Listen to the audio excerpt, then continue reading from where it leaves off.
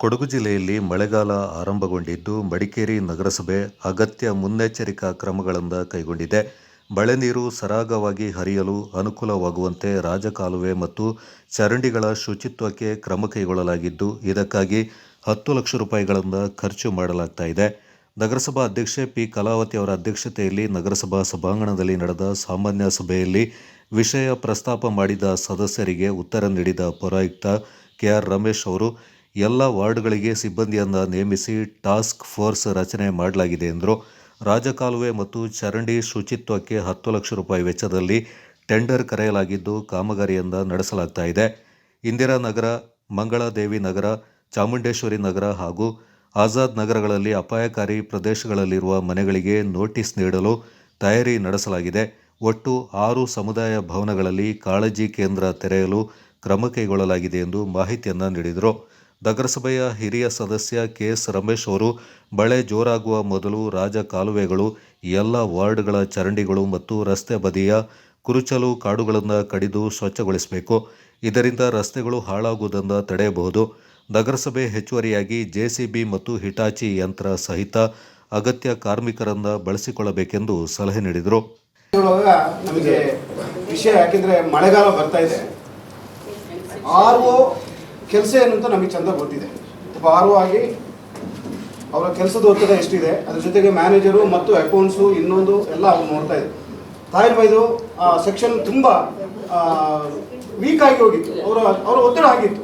ನಾವೇ ಹೇಳಿದ್ವಿ, ನೀವೊಂದು ಹಿರಿಯರಿದ್ದೀರಿ, ಪ್ಲಸ್ ನಿಮಗೆ ಅವಳ ಅನುಭವ ಇದೆ, ಹಾಗಾಗಿ ನಿಮ್ಗೆ ಯಾವ ಒಂದು ಸೆಕ್ಷನ್ ಯಾಕೆ ನೀವು ಆಗ ಅವ್ರು ನಮ್ಮ ಹತ್ರನೇ ಹೇಳ್ಕೊಂಡಿದ್ದಾರೆ, ಸರ್ ನನಗೆ 2-3 ಜವಾಬ್ದಾರಿ ಕೆಲಸ ಕಷ್ಟ ಆಗುತ್ತೆ, ನಾನು ಯಾರನ್ನ ಹೇಗೆ ಕಂಟ್ರೋಲ್ ಮಾಡೋದು ನನಗೆ ಗೊತ್ತಾಗೋದಿಲ್ಲ, ಹೇಳಿದ್ದು ಕೇಳೋದಂಥ ಪರಿಸ್ಥಿತಿ ಇದೆ. ಹಾಗೆ ಮಾನಸಿಕ ಕಿರುಕುಳ ಕೊಡ್ತಿದ್ದಾರೆ ಅಂತ ಹೇಳಿದ್ರೆ ಪೌರಾಯುಕ್ತರು ಅಷ್ಟು ಕೊಡ್ತಿದ್ದಾರೆ.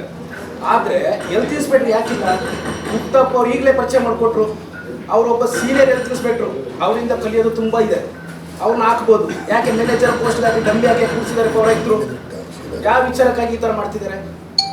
ಮುತ್ತಪ್ಪ ಅವ್ರನ್ನ ಹೆಲ್ತ್ ಇನ್ಸ್ಪೆಕ್ಟರ್ ಆಗಿ ಬಂದಿದ್ದಾರೆ, ಅವ್ರನ್ನ ಹೆಲ್ತ್ ಇನ್ಸ್ಪೆಕ್ಟರ್ ಆಗಿ ಮಾಡಿ. ಸೀನಿಯರ್ ಹೆಲ್ತ್ ಇನ್ಸ್ಪೆಕ್ಟರ್ ಅವರು, ಅವ್ರಿಗೆ ಅನುಭವ ಇದೆ, ಒಬ್ಬ ಚೀಫ್ ಆಫೀಸರ್ ಆಗಿದ್ದವರು. ಯಾವುದೋ ವೈಯಕ್ತಿಕ ವಿಚಾರಗಳಿಗೋಸ್ಕರ ಪೌರಾಯುಕ್ತರು ಈ ಥರನ ನಿಶಾ ಅವ್ರನ್ನ ವರ್ಗಾವಣೆ ಮಾಡದೆ, ರಿಲೀವ್ ಮಾಡದೆ ಇವರು ಈ ಥರ ದಪ್ಪ ತೋರಿಸ್ತಿದ್ದಾರೆ. ಪೌರಾಯುಕ್ತರು ಯಾಕೆ? ದಯವಿಟ್ಟು ಇಲ್ಲಿ ನನಗೆ ಉತ್ತರ ಕೊಡಬೇಕೀಗ. ಈ ಸಭೆಯಲ್ಲಿ ಉತ್ತರ ಕೊಡಿ, ಮತ್ತೆ ಸಭೆಯನ್ನು ಮುಂದುವರಿಸಿ. ಕಿರುಕುಳ ಅಲ್ಲ, ಸಾರಿ, ಮಾನಸಿಕ ಹಿಂಸೆ. ಮಾನಸಿಕ ಹಿಂಸೆ ಆದರೆ ಅವರೇ ಖುದ್ದು ಬಂದು ಹೇಳಬೇಕು. ನಾವು ಒಬ್ಬ ಸದಸ್ಯರ ಮುಖಾಂತರ ಹೇಳೋದು ಅಷ್ಟೇ ಅಲ್ಲ, ಆ ಅಧಿಕಾರಿ ತುಂಬ ಎಚ್ಚರದ ಮಾತಾಡಬೇಕಾಗುತ್ತೆ. ಅವ್ರನ್ನ ಟ್ರಾನ್ಸ್ಫರ್ ಮಾಡ್ಲಿಕ್ಕೆ ಆಗೋದಿಲ್ಲ. ಯಾಕೆಂದ್ರೆ ರಿಲೀವ್ ಮಾಡಬೇಕಾದ್ರೆ ಕೌನ್ಸಿಲ್ ಬೋರ್ಡಿಗೆ ಅಲ್ಲ, ಒಂದು ನಿಮಿಷ, ಒಂದು ನಮಗೆ ಯಾರಿಗೂ ಗೊತ್ತಿಲ್ಲ, ಅವರೊಬ್ಬರಿಗೆ ಗೊತ್ತಾಗುತ್ತೆ. ಅಧ್ಯಕ್ಷರ ಹತ್ರ ಬಂದು ಹೇಳಿದಾರ ಕಿರುಕುಳ ಉಪಾಧ್ಯಕ್ಷರೇ ಅಲ್ಲ, ನಾನು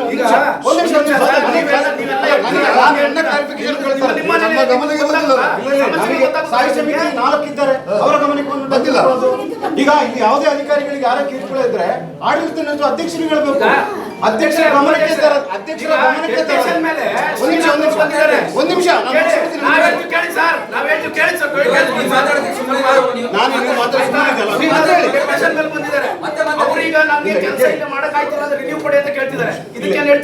ಈಗ ಒಂದು ವಿಚಾರಗಳನ್ನ ಕೆಲವೊಂದು ರೀತಿಯಲ್ಲಿ ನಾವು ಮಾಡಬೇಕಾಗುತ್ತೆ. ಇವತ್ತು ನಮ್ಮಲ್ಲಿ ಡಾಟಾ ಆಪರೇಟರ್ಸ್ ಇದ್ದಾರೆ, ನಾವೇನು ತಗೊಂಡ್ರು ಅಂತ ಎಲ್ಲರಿಗೂ ಇದೆ.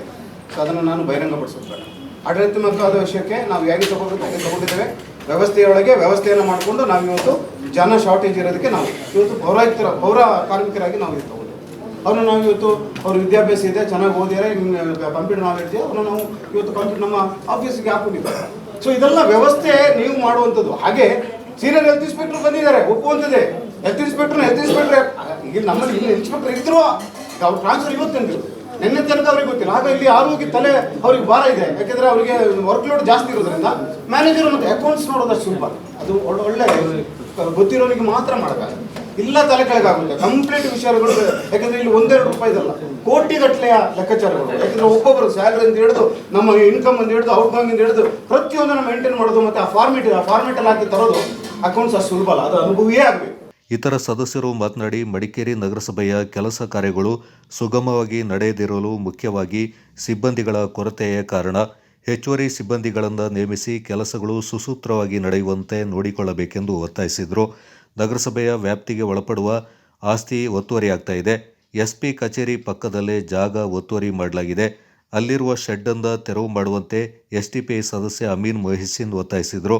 ಇದಕ್ಕೆ ಧ್ವನಿಗೂಡಿಸಿದ ಸ್ಥಾಯಿ ಸಮಿತಿ ಅಧ್ಯಕ್ಷ ಎಸ್ಸಿ ಸತೀಶ್ ಅವರು ಶೆಡ್ಡನ್ನು ತಕ್ಷಣ ತೆರವು ಮಾಡಬೇಕು, ಈ ಕುರಿತು ಸೂಕ್ತ ಕ್ರಮ ಕೈಗೊಳ್ಳಬೇಕೆಂದು ಒತ್ತಾಯಿಸಿದರು. ದಯವಿಟ್ಟು ಈ ಸಭೆಯಲ್ಲಿ ಅಧಿಕಾರಿ ವರ್ಗದವರ ಮೇಲೆ ಹಾಕೋದು ಬೇಡ. ಅದು ನಿಮ್ದು ವೈಯಕ್ತಿಕ, ನೀವು ವೈಯಕ್ತಿಕವಾಗಿ ಇಟ್ಕೊಳ್ಳಿ. ನನಗೆ ಗೊತ್ತಿದೆ ವೈಯಕ್ತಿಕ ಏನು ನನಗೆ ಗೊತ್ತಿದೆ. ನಿಮಗೆ ವೈಯಕ್ತಿಕ ನನಗೆ ಗೊತ್ತಿದೆ. ಮುದ್ರಾಜ್ ಅವರೇ, ದಯವಿಟ್ಟು ಆಡಳಿತ ವಿಷಯದಲ್ಲಿ ನಿಮ್ಮ ವೈಯಕ್ತಿಕ ವಿಚಾರ ತಾಳ್ಬೇಡಿ ಅಷ್ಟೇ. ಮಾನ್ಯ ಅಧ್ಯಕ್ಷರೇ, ಯಾರಿಗೆ ಹುಷಾರಿರ್ತದೋ, ಚೆನ್ನಾಗಿರ್ತಾರೋ, ಆರೋಗ್ಯ ಸರಿ ಇರ್ತದೋ ಇಲ್ಲೋ ಅಂತ ಅವ್ರಿಗೆ ಇದಿಲ್ಲ. ಅವ್ರು ಹೇಳಿದ್ ಹೆಂಗಿತ್ತು ಅಂತ ಹೇಳಿದ್ರೆ ಯಾರು ಹೆಂಗೆ ಬೇಕಾದ್ರೆ ಇಲ್ಲೇ ಹೋಗ್ಬಾರ್ದು. ಅವ್ರ ಸಮಸ್ಯೆ ಏನಿದೆ, ಆರೋಗ್ಯ ಸಮಸ್ಯೆ ಇದೆ, ಅವ್ರ ಮನೆ ಪರಿಸ್ಥಿತಿ ಹೆಂಗಿದೆ ಯೋಚನೆ ಮಾಡ್ತಾರ? ಯಾರು ಮಾಡಿದ್ದಾರೆ? ವರ್ಗಾವಣೆ ಯಾರು ಮಾಡಿದ್ದಾರೆ? MLA ಲೆಟರ್ ಹೋಗಿದೆ, ಮಿನಿಸ್ಟರ್ ಆಫೀಸಲ್ಲಿ ಆಗಿದೆ, ಕಮಿಷನರ್ ಏನಿಲ್ಲ, DMA ವರ್ಗಾವಣೆ ಮಾಡಕ್ಕೆ ಏನು ಸಮಸ್ಯೆ? ಚರ್ಚೆ ಮಾಡೋಕ್ಕಾಗತ್ತೆ. ಚರ್ಚೆ ಮಾಡೋಕ್ಕೆ ಹೌದು, ಯಾಕೆ ನೀವು ಮಾಡಿ, ಯಾಕೆ ಸಮಸ್ಯೆ ಅಫಿಷಿಯಲ್ ಚರ್ಚೆ ಮಾಡೋಣ. ಮಾಡಿ ಕಳಿಸಿದ್ದು ಅನಿತಾ ಪೂಯ್ ಅವರ ಟೈಮ್ನಲ್ಲಿ ಇರುವಾಗ ವಿಜಯ್ ಅವರ ವಿರುದ್ಧ ನಾವು ಪೂರ್ಣ ಪ್ರಮಾಣದ ತೀರ್ಮಾನಕ್ಕೆ ಕಳಿಸಿದ್ದೀವಿ. ಆದರೆ ಸಿಬ್ಬಂದಿಗಳು ಆಯ್ಕೆ ಹೊಲಿಸಲು ಬಹಳ ಆಲೋಚನೆ ಮಾಡಿದ್ರು. ಹಾಗಿರುವಾಗ ಅವ್ರನ್ನ ಕಮಿಷನರ್ ಅನ್ನ ಕಳಿಸಿ ಹೇಳುವಂತಹ ಮಾತುಗಳನ್ನು ಇಲ್ಲಿ ತೆಗೆಯಕ್ಕಿಂತ ತಂದ್ರೆ ಅಂದ್ರೆ ಬುದ್ಧ ಅವರು ಹೇಳಬೇಕು, ಕಮಿಷನರ್ ಇಂದ ನಿಮಗೆ ಗಮನಕ್ಕೆ ಬರ್ದೇನೆ ನೀವೇ ಇಂಟರ್ನಲ್ ಚೇಂಜ್ ಮಾಡ್ಕೊಳ್ಳೋದು ಅದನ್ನ ಮಾಡಿದ್ರೆ ನಾಳೆ ಸಮಸ್ಯೆ. ಮತ್ತೆ ನಾವು ಕೂತಿರೋದು ಪ್ರೇರಣೆ ಬರಲ್ಲ. ಅಟ್ಲೀಸ್ಟ್ ಆಯಾ ಡಿಪಾರ್ಟ್ಮೆಂಟ್ಗೆ ಹೆಲ್ತ್ ಸೆಕ್ಷನ್ ಇದೆ, ಅಕೌಂಟ್ ಸೆಕ್ಷನ್ ಇದೆ, ಆಡಿಟ್ ಕಮಿಟಿ ಇದೆ, ಅವ್ರನ್ನ ಆಯಾ ಡಿಪಾರ್ಟ್ಮೆಂಟ್ ಅವಕಾಶ ಇದೆ. ಅಧ್ಯಕ್ಷ ನೋಡ್ಬೇಕು, ತೆಗೆದ ಫೈಲನ್ನು ರೆಫರ್ ಮಾಡಲಿಕ್ಕೆ ಅವರಿಗೆ ಫೈಲ್ ಕೊಟ್ಟು ಅವ್ರು ರೆಫರ್ ಮಾಡಲಿಕ್ಕೆ ಅವಕಾಶ ಇದೆ. ಸ್ಥಾಯಿ ಸಮಿತಿ ಅಂತ ಹೇಳಿದರೆ ಅದೊಂದು ಸಮಿತಿ ಅಧಿಕೃತವಾಗಿ ಕಾನೂನು ಅಡಿಯಲ್ಲಿ ಅದಕ್ಕೆ ಮಾನ್ಯತೆ ಸಿಕ್ಕಿರೋದು ಸಂಸ್ಥೆ. ಆ ಸಂಸ್ಥೆಗಳಿಗೆ ಆ ಇಲಾಖೆಗೆ ಸಂಬಂಧಪಟ್ಟ ಕಡತಗಳು ಅವರ ರೆಫರೆನ್ಸ್ ಇರಬೇಕು ಅಂದರೆ ನೀವು ಅದನ್ನು ಕಳಿಸ್ಕೊಡ್ಬೇಕು. ಅದು ಬಿಟ್ಟು ಅವರಿಗೆ ಪವರೇ ಇಲ್ಲ, ಅವರಿಗೆ ನೋಡಲಿಕ್ಕೆ ಅವಕಾಶನೇ ಇಲ್ಲ ಹೇಳುವಂತಹ ಮಾತು ಹೇಳೋದ್ರಲ್ಲಿ ಅರ್ಥ ಏನಿದೆ? ಈಗ ಅವರ ಗಮನಕ್ಕೆ ತರದ ಕಾಮಗಾರಿಗೆ ನೀವು ಸ್ಥಾಯಿ ಸಮಿತಿ 4 ಸದಸ್ಯರು ಅಂತ ಹೇಳಿ ನೀವು ಡಿಜಿಟಲ್ ಸಿಗ್ನೇಚರ್ ಮಾಡಿಸ್ಕೊಳ್ತೀವಿ, ಫಿಸಿಕಲ್ ಅವರಿಗೆ ಯಾವುದೇ ಅರಿವಿಗೆ ಬರೋದಿಲ್ಲ ಅಂತ ಹೇಳಿದರೆ ಇದು ಅರ್ಥ ಏನು? 4 ಸ್ಥಾಯಿ ಸಮಿತಿ ಸದಸ್ಯರು ಆಡಳಿತ ಪಕ್ಷದಲ್ಲಿರುವಾಗ ಅವರ ಗಮನಕ್ಕೆ ಯಾವ ಫೈಲ್ ಬರೋದಿಲ್ಲ, ಅದನ್ನ ಪೇಪರ್ ನೋಟಿಫಿಕೇಶನ್ ಕೊಟ್ಟು ಹಾಗೆ ಪಾಸ್ ಮಾಡ್ತೀವಿ ಅಂತ ಹೇಳಿದರೆ ಸರಿಯಲ್ಲ. ಬರ್ತಾರೆ, ಹೋಗಿದ್ದಾರೆ, ಏನೂ ಕೆಲಸ ಮಾಡಿಲ್ಲ. ಹೌದಾ? ಎಲ್ಲ ಕಾನೂನಲ್ಲೇ ಮಾಡ್ತೀನಿ, ಎಲ್ಲ ಕಾನೂನು ಪ್ರಕಾರ ನಾನು ಹೋಗ್ತಾ ಇದ್ದೀನಿ ಅಂದ್ರೆ ಇವತ್ತು ಯಾವುದು ಮಾಡೋಕ್ಕಾಗಲ್ಲ. ಕಾನೂನು ಅವಕಾಶ ಇದೆ ಅಲ್ಲ? ಅಲ್ಲಲ್ಲ, ಇವರು ಏನ್ ಹೇಳ್ತಾರೆ, ಎಲ್ಲಿದೆ ಡಾಕ್ಯುಮೆಂಟ್ ತನ್ನಿ ಅಂತ. ಇಲ್ಲ, ಇದು ನಮ್ಮನ್ನು ನನಗೆ ಕೇಳುವಾಗ ಇವ್ರ ಹತ್ರ ಕೇಳಿರೋ ವಿಚಾರ ಎಲ್ಲಿದೆ ನಿಮ್ಗೆ? ಒಂದು ವ್ಯವಸ್ಥೆಯೊಳಗೆ ಹೇಗಂತಿದ್ರೆ ಒಂದು ಸ್ಪಷ್ಟವಾಗಿ ಹೇಳೋದು, ಮಾನ್ಯತೆ ಪಡೆದ ಒಂದು ಸಮಿತಿ 4 ಸುಮ್ಮನೆ ಸರ್ಕಾರ ಮಾಡಿಲ್ಲ, ಅದಕ್ಕೇನು ಹುಚ್ಚಿಡೋದಿಲ್ಲ. ಸುಮ್ಮನೆ 4 ಮಾಡೋಕ್ಕೆ ಏನು ಕಾನೂನು ಅಂತ ಹೇಳಿ ಒಂದು ಇದೆ. ಆದರೆ ಏನು ಆಯಾ ವಿಭಾಗದ ಒಂದು ವ್ಯವಸ್ಥೆಯಲ್ಲಿ ಅವರವರ ಕಡತಗಳನ್ನು ಅವರಿಗೊಂದು ಡಿಸ್ಕಸ್ ಸಮೇತ ಮಾಡೋದು. ಇವತ್ತು ನೀವು ಹೇಗೆ ಅಂತ ಹೇಳಿದ್ರೆ, ಇವತ್ತು ಆಡಳಿತನೂ ನೀವೇ, ಅಧಿಕಾರಿ ನೀವೇ, ಎಲ್ಲ ನೀವು ಸುಪ್ರೀಂ ನೀವು ಹಾಕ್ಬಿಟ್ಟಿದ್ರಿ. ಈಗ ಅದಾಗಬಾರ್ದು. 2-3 ಸಲ ಎಲ್ಲರನ್ನ ಒಂದು ಜೊತೆ ಹೋದ್ರೆ ಈ ರೀತಿಯ ಪರಿಸ್ಥಿತಿ ಬರೋದಿಲ್ಲ. ಯಾಕಂದ್ರೆ ಯಾವುದೂ ಮಾತನೇ ಇರ್ತದೆ, ಎಲ್ಲರನ್ನ ಒಟ್ಟಾಗಿ ತಗೊಂಡೋದ್ರೆ ಇಲ್ಲಿ ಈ ಥರದ ವಿಷಯಗಳೇ ಬರುತ್ತೆ. ವ್ಯವಸ್ಥೆಗಳನ್ನ ನೀವು ಚೆನ್ನಾಗಿ ತಗೊಂಡು, ಆದರೆ ಇವೆಲ್ಲವನ್ನು ನಾನು ಕಾನೂನು ಪ್ರಕಾರನೇ ಮಾಡ್ತೀನಿ ಅಂತಂದ್ರೆ ನೀವು ಬೇಕಾದಷ್ಟು ಮಾಡೋದು ಮಿಸ್ಟೇಕ್ಗಳಿದೆ, ಅದನ್ನು ನಾವು ತರಬೇಕಾಗುತ್ತೆ.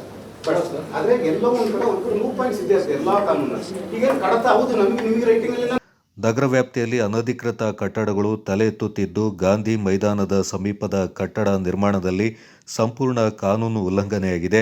ಹಿಂದಿನ ಸಾಮಾನ್ಯ ಸಭೆಯ ನಿರ್ಣಯದಂತೆ ಕಾಮಗಾರಿ ಸ್ಥಗಿತಕ್ಕೆ ಯಾವುದೇ ಕ್ರಮ ಕೈಗೊಂಡಿಲ್ಲ ಅಂತ ಅಮೀನ್ ಮೊಯ್ಸಿನ್ ಆರೋಪಿಸಿದರು. ಈ ಸಂದರ್ಭ ಆಡಳಿತ ಪಕ್ಷ ಬಿಜೆಪಿ ಹಾಗೂ ವಿರೋಧ ಪಕ್ಷ ಎಸ್ಡಿಪಿಐ ಸದಸ್ಯರ ನಡುವೆ ತೀವ್ರ ಮಾತಿನ ಚಕಮಕಿ ನಡೆಯಿತು. ಕೆಲವು ಸದಸ್ಯರು ಸದನದ ಬಾವಿಗೆ ಇಳಿದು ಅಸಮಾಧಾನ ವ್ಯಕ್ತಪಡಿಸಿದರು. ಪಕ್ಕದಲ್ಲಿ ಜಾಗದಲ್ಲಿ ಮಾತಾಡಿದ್ದಾರೆ. ನಾನು 3 ತಿಂಗಳಿಂದ ನಿಮಗೆ ಲೆಟರ್ ಕೊಟ್ಟಿದ್ದೀನಿ, ಇದ್ರ ಬಗ್ಗೆ ಏನು ಕ್ರಮ ತಗೊಂಡಿದ್ದೀರಾ? ಯಾಕೆ ತಗೊಂಡಿಲ್ಲ? ನಿಮಗೆ ಏನಾದ್ರು ಒತ್ತಡ ಇದೆಯಾ? ಅಥವಾ ತಾವು ಏನಾದ್ರು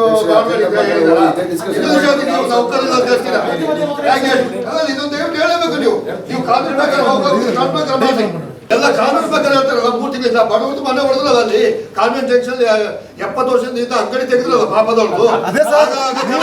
ನೀವು ಸ್ಥಾಯಿ ಸಮಿತಿ ಅಧ್ಯಕ್ಷರಲ್ವಾ? ಅದಕ್ಕೆ ನಿಮ್ಮ ಅಲ್ವಾ? ಯಾಕೆ ಆಕ್ಷನ್ ತಗೊಳ್ಳಿಲ್ಲ ನೀವು? ಉತ್ತರ ಕೊಡಿ. ಸಾಯಿ ಸಮಿತಿ ಗಮನಕ್ಕೆ ಬರಲ್ಲ ಅಂತ. ಸರ್, ನಿಮ್ಮ ಅಧಿಕಾರಿಗಳು ನಿಮ್ಮ ಆಡಳಿತ ನೀವೇ ಪ್ರಶ್ನೆ ಮಾಡ್ತಿದ್ದೀರಲ್ವಾ? ನಾನೇ ಮಾಡ್ಬೇಕಾಗ್ತದೆ. ಯಾಕೆ ನೀವು ರಾಜೀನಾಮೆ ಕೊಡಿ ಸರ್, ನೀವು ಯಾಕೆ ಬಂದಿದ್ದೀರಾ? ರಾಜೀನಾಮೆ ಕೊಡಿ. ಯಾಕಂದ್ರೆ ಅದು ಬಹಳ ಕ್ಲಿಯರ್ ಆಗಿ ನನಗೆ ಈ ಹಿಂದೆ ನನಗೆ ನಾನು ಸತೀಶ್ ಒಬ್ರು ಅವ್ರಿಗೆ ಬೇರೆ ಪರ್ಸನಲ್ ಮಾತಾಡಿದ್ರೆ ನೀವು ನಗರಸಭೆಯವರು ಹ್ಯಾಂಡ್ ಓವರ್ ತಗೊಳ್ಳೋದಿಲ್ಲ. ಯಾಕೆ ಅಂತ ಹೇಳಿದ್ರೆ ಇದೇ ಪ್ರಾಬ್ಲಮ್. ಇದಕ್ಕೋಸ್ಕರ ನಾವು ಹ್ಯಾಂಡ್ ಓವರ್ ತಗೊಳ್ಳೋದು ತಲುಪಿಸಿಲ್ಲ ನಮಗೆ. ಈಗ ಎಕ್ಸಾಂಪಲ್ ಈಗ ಅರುಣ್ ಶೆಟ್ಟಿ ಅವರು ಅದೇ ತರ ಕಾಲೇಜ್ ಹಿಂಭಾಗದಲ್ಲಿ ನಾವು ಕಮಿಷನರ್ಗೆ ಒಂದು 6 ತಿಂಗಳ ಹಿಂದೆ ಹೇಳಿರ್ಬೇಕು, ಒಂದು ಟೆಂಪ್ರರಿ ಸ್ಟ್ರಕ್ಚರ್ ಫುಲ್ ರೆಡಿ ಆಗಿದೆ, ಅದು ರಸ್ತೆ ಆ ಕಡೆ ಇದೆ, ನಮಗೆ ಬರ್ತಾರೆ ಬೇರೆ ಕಡೆಗೆ ಬರೋದು. ಒಂದು ವರ್ಷ ಇಲ್ಲ, ಇನ್ನೊಂದು ವರ್ಷ ನಮಗೆ ಬರ್ತದೆ, ಬಟ್ ಸ್ವಲ್ಪ ಸ್ಮೂತ್ ಆಗಿದ್ದೀವಿ ಈ ವ್ಯವಸ್ಥೆ. ಯಾಕೆ ಹೀಗೆ? ಯಾಕೆಂದ್ರೆ ಎಲ್ಲವೂ ಸರ್ಕಾರಿ ಜಾಗವನ್ನು ಈ ತರ ಒತ್ತುವರಿ ಮಾಡ್ಕೊಂಡು ಎಲ್ಲವೂ ಮಾಡಿದ್ರೆ ನಾಳೆ ಹೇಗಾಗ್ತಿಲ್ಲ. ಒಂದ್ ಸೆಕೆಂಡ್, ಪರ್ಮಿಷನ್ ಬಂದವನಿಗೆ ಇಲ್ಲಿ ಏನಾಗ್ತಿದೆ ಅಂತ ಹೇಳಿದ್ರೆ ಅವನಿಗೆ ಅದು ತಗೋಬಾ ಇದು ತಗೋಬಾ, ನಿನಗೆ ಇದು ನೀನು ಇಷ್ಟು ಎಕ್ಸಸ್ ಕಟ್ಟಿದೆಯಾ, ಹೀಗೆ ಅದು ಪರ್ಮಿಷನ್ ಬಂದವನು ತಪ್ಪು. ಈಗ ಏನೀಗ ಅರುಣ್ ಶೆಟ್ಟಿ ಹೇಳಿದ್ರಲ್ಲ, ಅದು ಏನು ಬರೋದ್ರೆ ಏನು ಸಮಸ್ಯೆ ಇಲ್ಲ, ಅವ್ನು ಕಟ್ಟಿ ನೆಮ್ಮದಿಯಾಗಿ ಮನೆ ಕಟ್ಕೊಂಡು ಇರ್ಬೋದು. ಈ ಪರಿಸ್ಥಿತಿ ನಮ್ಮ ನಗರಸಭೆ ಬೇಕಾ ನಮಗೆ? ಇದು ಆಡಳಿತ ವ್ಯವಸ್ಥೆ ನಮ್ಗೆ ಯಾಕಿರೋದಿಲ್ಲ? ಅಧಿಕಾರಿಗಳೆಲ್ಲ ಈಗ ನಾನು ಆಗ್ಲೇ ಸ್ಟ್ಯಾಂಡಿಂಗ್ ಕಮಿಟಿ ಅಲ್ಲ, ಅದು ನನ್ನ ಇದಕ್ಕೆ ನಾನು ಮಾತಾಡಿದೆ. ಯಾಕಂದ್ರೆ ಎಲ್ಲ ಅಧಿಕಾರಿಗಳೇ ನಡೆಸಿದ್ರೆ ನಾವು ಆಡಳಿತ ಚುನಾಯಿತ ಪ್ರತಿನಿಧಿಗಳಿಗೆ ಏನು ಇಲ್ಲಿ ಗೌರವ? ಅಮೀನ್ ಅವರೇ ಒಂದ್ ಸೆಕೆಂಡ್, ಅದು ಆ ಥರ ಅದಲ್ವಾ? ಈಗ ನಿಮ್ಮ ಆಯುಷ್ ಅದೇ ಅಲ್ವಾ? ಬೇಡ ಅಲ್ಲಿ. ನಿಮ್ಮ ಆಡಳಿತವನ್ನು ನೀವು ಪ್ರಶ್ನೆ ಮಾಡ್ತೀರಾ? ಈಗ ಆಗ್ಲೇ ಅರುಣ್ ಶೆಟ್ಟಿ ಅವರು ಹೇಳಿದ್ದಾರೆ, ಎಲ್ಲರೂ ನಿಮ್ಮ ಎಲ್ಲ ಸದಸ್ಯರು ಅದೇ ಹೇಳ್ತಿರೋದು. ಈಗ ಕೇಳಿಲಿ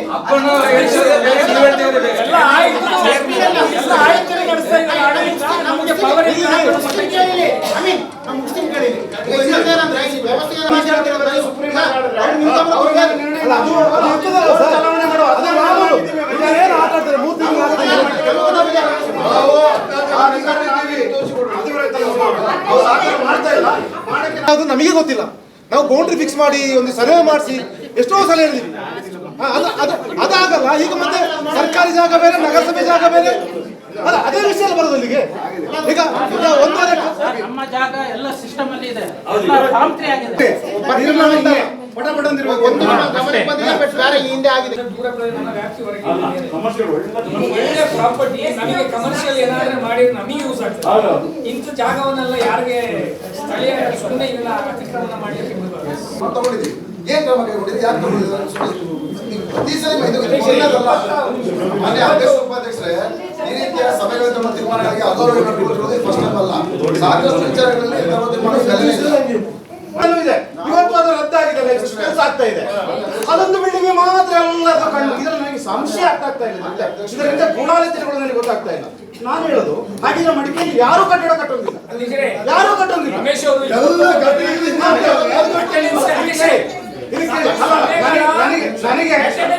ತರಿಸಿ ರಮೇಶ್ ಇದ್ರೆ ಇಲ್ವಾ ಅಂತ ನೋಡುವ. ರಮೇಶ್ ಅವರು 2 ಮೀಟಿಂಗ್ ನಲ್ಲಿ ಸುಮ್ಮನೆ ಕೂತು ಮೂರನೇ ಮೀಟಿಂಗ್ ಮಕ್ಕಳ ಸ್ಕೂಲ್ ಫೀಸ್ ಕಟ್ಟಲಿಕ್ಕೆ ಬಂದಾಗ ಈ ರೀತಿ ಮಾತಾಡ್ತಾ ಇದ್ದಾರೆ ಅಂದ್ರೆ ಅಲ್ಲ ನೀವು ನಮಗೆ ಸಂತೋಷ. ಇಲ್ಲಿ ಕೇಳಿ ಅಧ್ಯಕ್ಷರೇ, ಇಲ್ಲಿ ಯಾಕೆ ಪರವಾನಗಿಯನ್ನು ನವೀಕರಿಸಬಾರ್ದು ಮತ್ತೆ ಕಟ್ಟಡ ಕಾಮಗಾರಿ ಯಾಕೆ ರದ್ದುಗೊಳಿಸಬೇಕು, ಇದು ಎರಡಕ್ಕೆ ಉತ್ತರ ಕೊಡಿ. ಅದಕ್ಕೆ ಸಂದೇಶಕ್ಕೆ ನಾವು ಕೇಳ್ತೇವೆ, ಮತ್ತೆ ನೀವು ಉತ್ತರ ಕೊಡ್ಬೇಕು.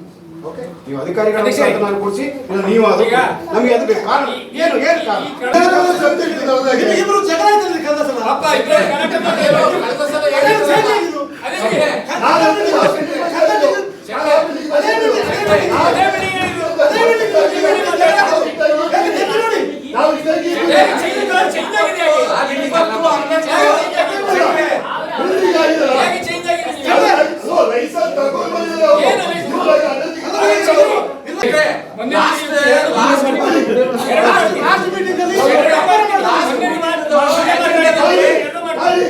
ಅವರು ಲೈಸೆನ್ಸ್ ತಗೊಂಡು ಬಂದಿದ್ದಾರೆ.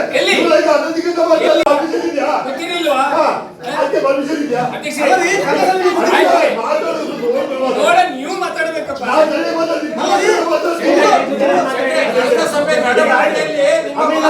ಅಮೀನ್ ಅವರು ಇಷ್ಟ ಇಂಜಿನಿಯರ್ ಸತ್ಯ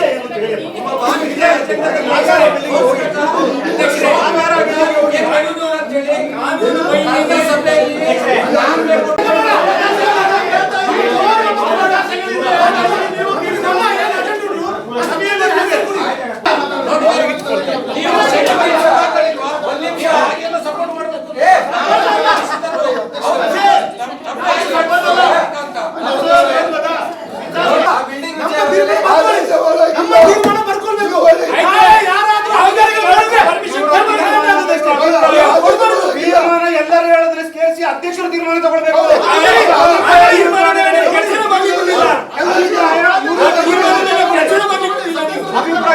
ನಗರೋತ್ಥಾನದ 4ನೇ ಹಂತದ ಕಾಮಗಾರಿ ಕುರಿತು ಮುಂದಿನ 1 ವಾರದೊಳಗೆ ಕ್ಷೇತ್ರದ ಶಾಸಕರ ನೇತೃತ್ವದಲ್ಲಿ ಸಭೆ ನಡೆಸಿ ಗುತ್ತಿಗೆದಾರರಿಗೆ ಕಾಮಗಾರಿ ಪ್ರಾರಂಭಿಸಲು ಸೂಚನೆ ನೀಡಲು ಸಭೆ ನಿರ್ಧಾರ ಮಾಡಿತು. ಉಪಾಧ್ಯಕ್ಷ ಮಹೇಶ್ ಜೈನಿ, ಇಂಜಿನಿಯರಿಂಗ್ ವಿಭಾಗ, ಕಂದಾಯ ವಿಭಾಗದ ಅಧಿಕಾರಿಗಳು ಮತ್ತು ಸಿಬ್ಬಂದಿ ವರ್ಗದವರು ಈ ಸಂದರ್ಭ ಪಾಲ್ಗೊಂಡಿದ್ದರು.